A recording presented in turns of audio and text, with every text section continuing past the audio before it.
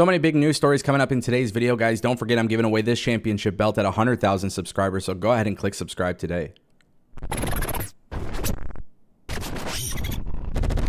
All right, everybody, I want to kick things off talking about WWE 2K24. From time to time, I like to keep you guys updated with what's going on, and this is very interesting. Boozer Wrestling dropped a tweet regarding 2K, and he says, for 2K, the belief is that they will dedicate the game for Bray Wyatt's career.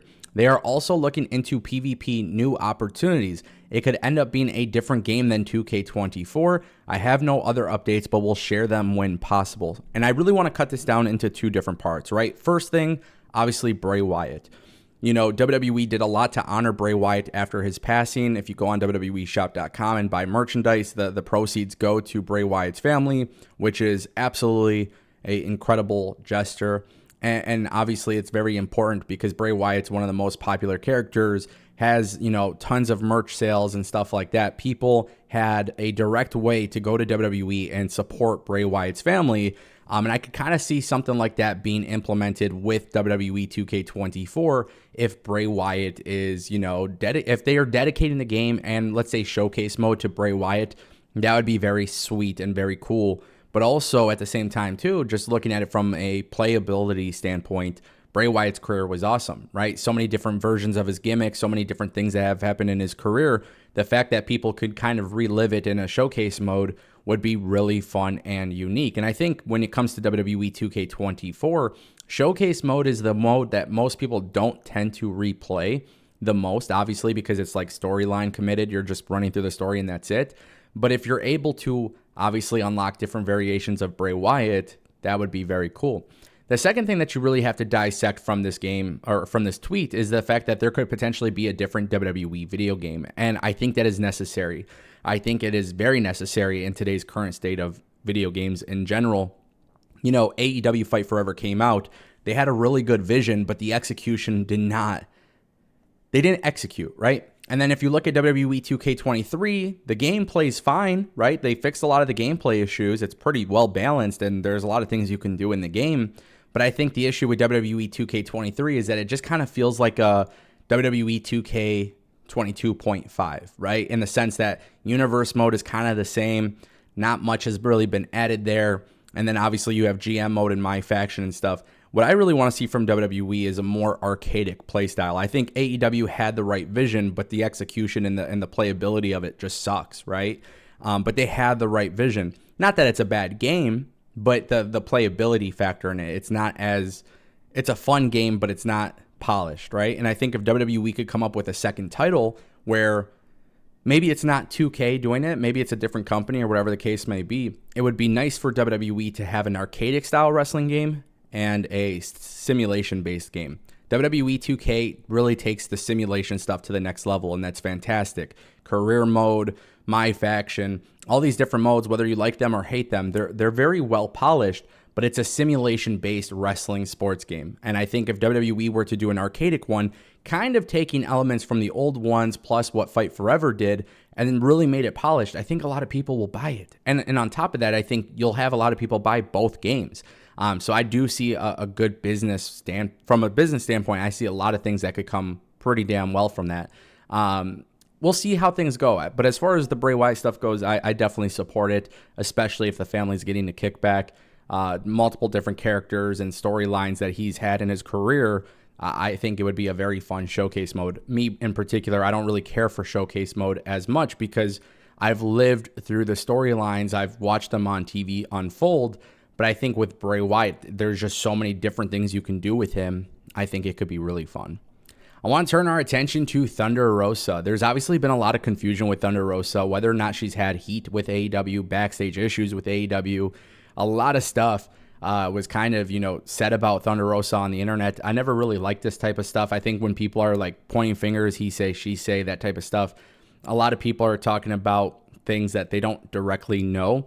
And with Thunder Rosa, I always thought it was kind of odd that so much stuff online was said about her, despite the fact that she's been working for AEW on the Spanish commentary team. We also have known that Thunder Rosa has been injured for a while, and now it turns out that she's actually ready to return. Sean Ross Sapp of Fightful Select reported in a Q&A that Thunder Rosa is in fact ready to return from injury, but AEW creative is the thing that they're waiting on. He said she's still on the Collision intro, still doing commentary. She's good to go. She's been good to go for a while, waiting on creative. And what does this mean? The AEW women's division it's inconsistent. There's good things, there's bad things, but it's inconsistent. And, one of the best times for AEW's women's division was when Thunder Rosa was heavily featured on it. Layla Hirsch was heavily featured on it. Obviously, you got to factor in, Hikaru Shida. And then it kind of seems like it lost its vision, and the execution really hasn't been that great in recent months. But then you have signs of hope, right? You see Timeless Toni Storm come in. She's doing fantastic stuff. But the Outsiders thing, or the Outcast thing, is definitely it's definitely rubbed people the wrong way. A lot of people don't necessarily care for it. And then I think you got to factor in the fact that just like in general, AEW's women's division is not consistently being booked on TV with multiple matches or multiple storylines. And this is the same issue that WWE had with Vince McMahon in charge. Now with Triple H, in the last few weeks, you're starting to see it really change. Impact and NXT don't have this issue. They never have this issue. It's never a concern, but for some reason with AEW and WWE main roster, it was. So, I want to see Thunder Rosa back. I want to see her take charge of the women's division. I want to see her be at the top. I think there's a lot of great storylines that they could do with her returning. If you want to lean into the real world stuff and kind of blur the lines a little bit, I think you could definitely do some stuff with Thunder Rosa and Britt Baker. But I think ultimately at the end of the day, if she's ready to return, there's not much more creative that you got to do, man. Just bring her back on TV. You have 3 shows, and I think it's really important that you actually do something with these people and put them in meaningful stuff. This way people can actually get the chance to go over. And you got to remember, Thunder Rosa never lost her championship belt either, so that should be like a real indicator that she should just kind of seamlessly enter the title picture. And that brings us to our final story of the day, guys. Ronda Rousey. We talked about her returning at a indie show. We've always known that Ronda Rousey was leaving WWE. We never really seen what was going to happen or how it was going to be revealed or anything like that. Then there was some confusion because WWE was still advertising her as part of the WWE roster. That's completely changed. WWE has in fact moved Ronda Rousey to the alumni section of the company on the website, indicating that she's officially done with the company.